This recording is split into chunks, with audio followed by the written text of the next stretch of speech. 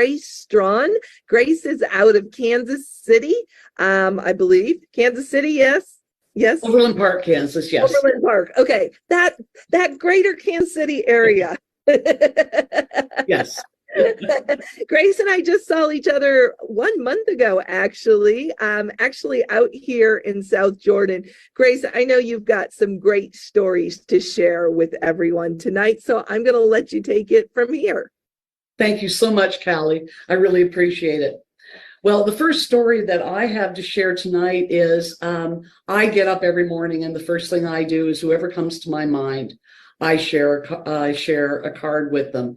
Well, I got up one morning and an old boss of mine came to mind. And it was funny because I hadn't seen him in 4 years. I actually wasn't even working for that company anymore. He'd retired. And I thought, why is he coming to my mind? But I didn't second guess. I just wrote him a card and sent it.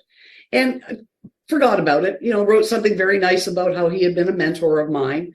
2 weeks later, I'm driving down the road in St. Louis, and my phone rings on my Bluetooth, and I answer, and I hear, "Hello, Gracious." And he always called me Gracious instead of Grace. And I heard that beautiful Southern girl from Texas and said, "Hey, Tom, how are you?" And he said, "I'm great now that I'm talking to you." He said, "Anyway, we just got back from vacation and my daughter brought in a card from the mail that you had sent." And Joe, his wife, said, "Oh, there's a card here from Grace." And Tom said, "Great. I hope it's not bad news."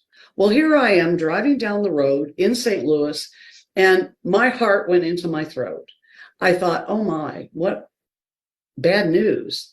And I literally pulled into a parking lot to listen to the rest of the conversation. Well, he said to me, "So anyway, Grace," we sat down and Joe and I read the card. We laughed, we cried. And thank you so much. You made me feel so special. I didn't really ever know what you thought of me and how important I was in your life. Thank you so much. Well, I got off that call and the only thing that kept going through my mind was that he had said that that he thought that it would have been bad news. And I'm going to tell you something that taught me a very important lesson. I swear now that I will never be the person that only sends information and cards in the mail with bad news in it. I always make sure I send only happy news now.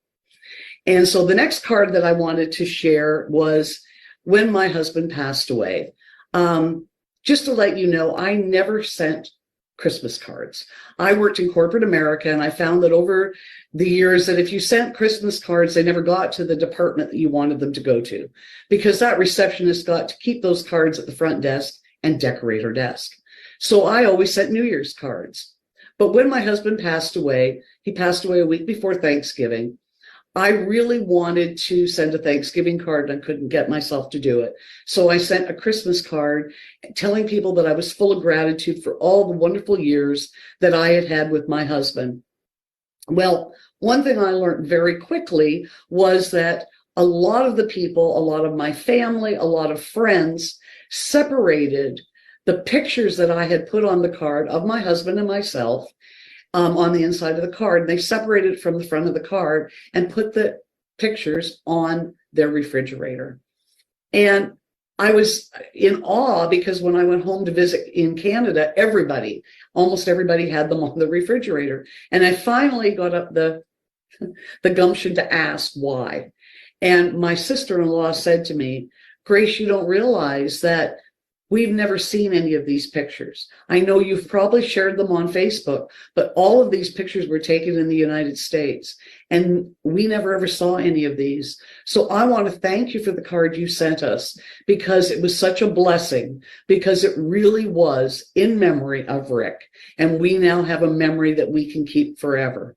So lesson learned that guess what? Most of those pictures that go on Facebook go to Facebook prison, or they stay on your phone and they stay in cell phone prison. So always remember to share them with people. Then the last card that I wanted to share was, this is actually something that I learned a month ago when I was in Salt Lake City.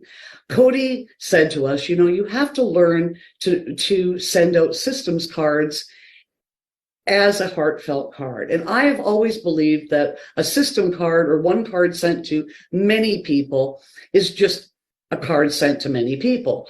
And he said, I'm going to give you a challenge. I want you to pick 10 people that you send a card to, and I want you to send a heartfelt message to those 10 people. And I thought, challenge accepted. So I sent out 10 cards to 10 people, and I really put a beautiful heartfelt message in the card. Well, lesson learned again. Guess what? Out of the 10 people that I sent it to, 8 people either texted, emailed, or got a hold of me, thanking me for the card that I sent. So it wasn't just heartfelt from my heart, but it also affected their heart as well.